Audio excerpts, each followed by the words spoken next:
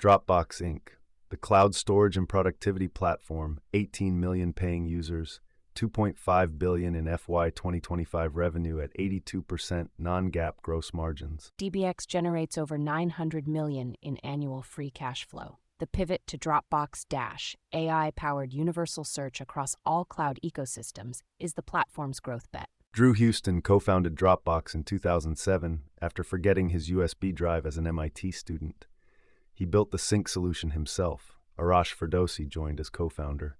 The 2018 NASDAQ IPO raised $756 million, valuing Dropbox at approximately $9.2 billion. Dropbox expanded into e-signatures through HelloSign, later rebranded Dropbox Sign.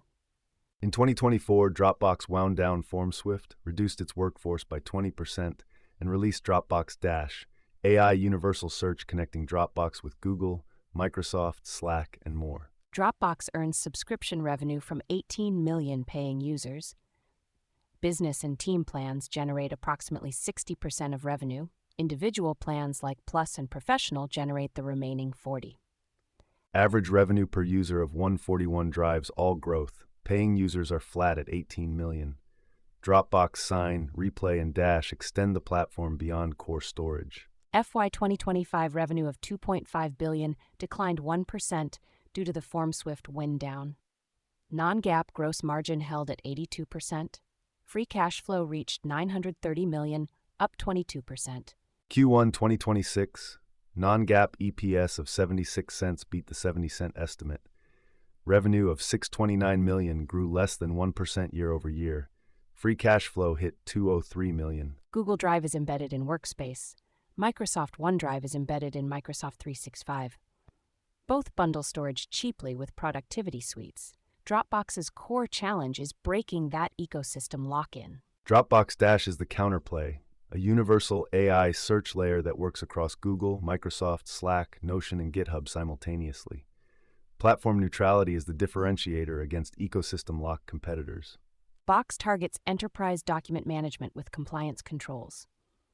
Dropbox's advantage is brand recognition in SMB markets and cross-ecosystem neutrality that Google and Microsoft cannot credibly offer. Dropbox serves 18 million paying users and over 700 million registered users across 180 countries. The US is the primary market. International is significant in Europe and Asia Pacific. Dropbox Dash appeals to teams using mixed cloud environments.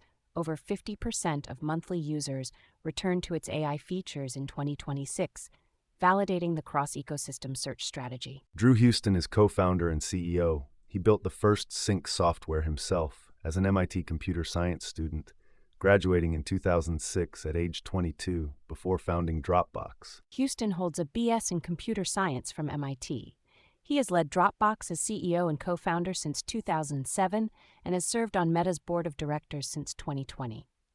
Dropbox, the cloud storage and productivity platform, $2.5 billion in FY 2025 revenue at 82% non-GAAP gross margin, generating over $900 million in annual free cash flow with Dropbox Dash as the AI growth lever. Q1 2026, non-GAAP EPS of 76 cents beat the 70-cent estimate. Revenue of $629 million grew less than 1% year over year. Paying users are flat at 18 million, with all growth coming from ARPU expansion. Full-year guidance raised. Aggressive buybacks continue. What if boring was actually beautiful? Dropbox just reported Q1 2026. Revenue beat, EPS miss, and a stock trading near its 52-week low. But underneath the headline is a company generating over $200 million in free cash flow in a single quarter, shrinking its share count aggressively, and quietly building an AI product that could redefine how knowledge workers search their entire digital world. Today on Charged Alpha, Dropbox. Dropbox was founded in 2007 by Drew Houston and Arash Ferdowsi, two MIT students tired of emailing files to themselves. The idea was simple: your files, everywhere, always. That simplicity scaled to 700 million registered users. But registered users don't pay bills. Dropbox monetizes through its paid business tier, serving teams and professionals who need reliability, compliance, and advanced collaboration features. The product suite has grown well beyond file storage. DocSend gives sales and investor relations teams document analytics. Who opened your deck, how long they lingered on each slide. Dropbox Sign handles e-signatures, and Dropbox Dash is their newest bet, an AI-powered universal search pulling together files from Google Drive, Slack, Notion, and Gmail into one intelligent interface. Let's run the numbers. Q1 2026 revenue came in at $629.5 million, a beat against the 620 consensus. Year over year, that's growth of under 1%, which tells you this is not a hyper-growth story. What matters more is the margin structure. Gross profit of $501 million delivers a gross margin of nearly 80%. Exceptional unit economics for a company serving hundreds of millions of users. Operating income hit $172.8 million, a 27.5% operating margin. GAAP net income was $114.5 million, or 49 cents per diluted share. Analysts modeled 71 cents, so this looks like a big EPS miss. But the gap is almost entirely driven by stock-based compensation accounting and tax timing, not operational weakness. Free cash flow this quarter was $203 million, a 32% FCF margin. That's the number that matters for a capital returns story. Over 5 quarters, revenue has ranged from $624 to $636 million, a remarkably stable band. Gross margins have compressed slightly from 81% in Q1 2025 to under 80% today, manageable. Operating margins dipped to 25% in Q4 2025 with heavier investment spending, then recovered to 27.5% this quarter, showing the company can flex costs when needed. The balance sheet tells the capital returns story clearly. Total debt of $1.4 billion sits against over $1.2 billion in cash. Net debt of only $217 million. Stockholders' equity is deeply negative because Dropbox has bought back so much of its own stock. Share count has fallen from nearly 300 million a year ago to 235 million today, a 21% reduction in 12 months. Even with flat revenue, per share value is growing meaningfully. Drew Houston has led Dropbox since founding. Widely respected as a product visionary who executed one of the cleanest consumer-to-enterprise pivots in SaaS, his current challenge is different, executing an AI transition before the window closes. Dropbox Dash is his answer to that challenge, and the market is watching his execution closely. Let's build the bull case. First, capital returns. Dropbox is one of the most aggressive share repurchasers in all of software. Annualizing the recent buyback pace, the company is on track to retire another 10 to 15% of shares outstanding over the next 12 months. Even if total revenue stays completely flat, earnings per share grow because the denominator keeps shrinking. That is a real, mechanistic tailwind that requires no growth assumptions whatsoever. Just continued execution on a program that's already running. Second, Dropbox Dash. The average knowledge worker today has files scattered across Google Drive, Gmail, Slack, Notion, and Dropbox Sign, a truly fragmented digital mess. Dash indexes all of it and lets you search with natural language across every platform at once. It is essentially an AI-powered enterprise memory layer. If Dash gets real traction, Dropbox can justify charging $30 to $40 per seat instead of $15, and that RPU expansion is precisely where ARR growth reacceleration could come from without needing to add a single new paying user. Third, FCF yield. At $25 per share and a $6.7 billion market cap, Dropbox generates over $800 million in free cash flow annually on a trailing basis. That is an FCF yield north of 11%. Compare that to the S&P 500 average of 3 to 4%. You are being paid a substantial spread to own this company while you wait for the AI narrative to develop. And DocSend and Sign cross-sell remain largely underpenetrated across the existing Dropbox business customer base, offering an organic growth lever that does not depend on Dash at all. Now, the bear case, and it's serious. Google and Microsoft are not just competitors. They are ecosystem landlords who bundle file storage free inside products enterprises already pay for. Google Workspace includes Drive. Microsoft 365 includes OneDrive. If you're already paying for those suites, the case for paying Dropbox Extra becomes harder every year. The under 1% revenue growth rate reflects that structural pressure playing out in real time. The AI risk is real too.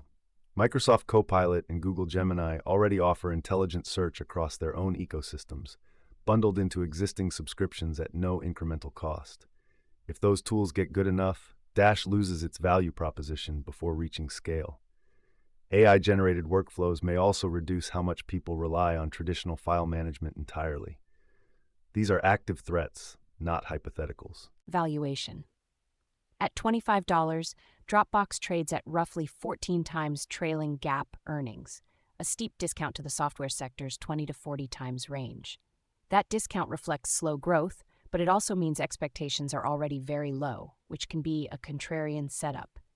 On a free cash flow basis, applying a 12 to 15 times multiple to the annualized FCF run rate implies a fair value range of roughly $30 to $38, meaningfully above today's price. Analyst sentiment is mixed to negative.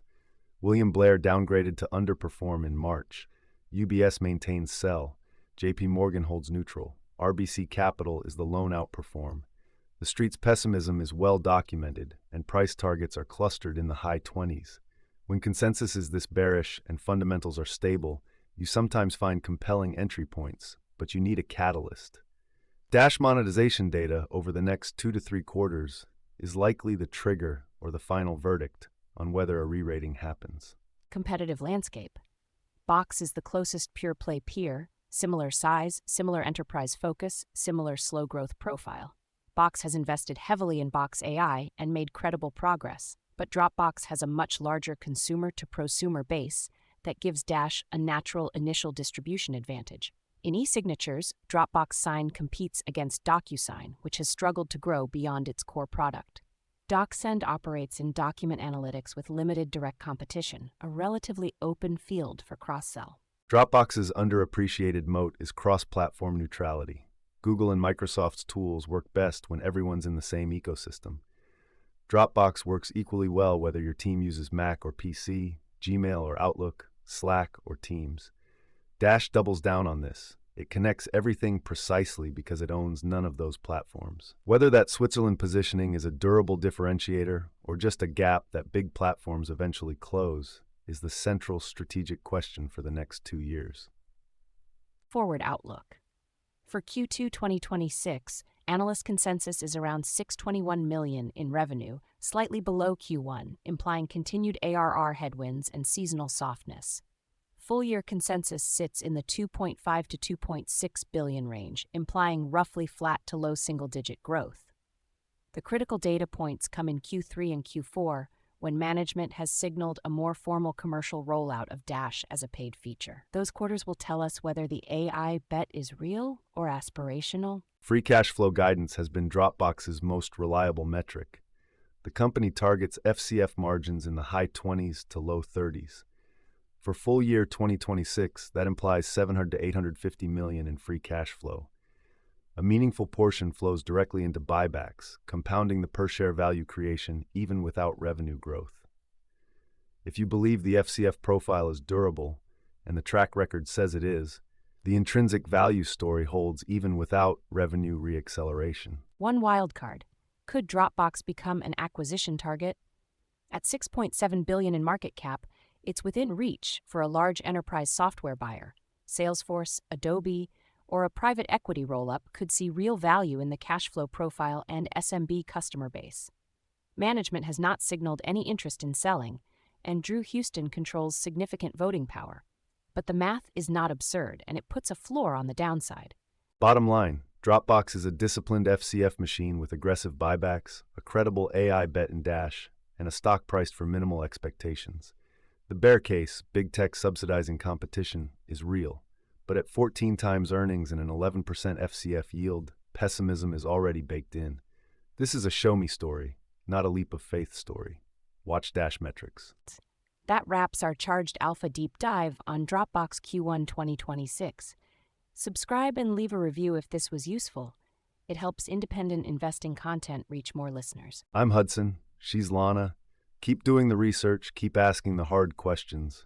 We'll see you on the next episode. Sources are linked in the show notes. Stay charged. This content is for educational and informational purposes only. Nothing discussed here constitutes financial advice, a recommendation to buy or sell any security, or an offer to invest. Always do your own research and consult a qualified financial professional before making any investment decisions. Charged Alpha does not hold positions in the securities discussed unless explicitly stated. Past performance is not indicative of future results. Ooh-wee-doo! That ticker tape starts dancing fast. A bull market thrill that's built to last. Dividends are ringing up the swing. Listen to that sweet ka-ching. It's a Wall Street swing. That fast-paced rhythm makes you sing. Yeah, the Wall Street swing.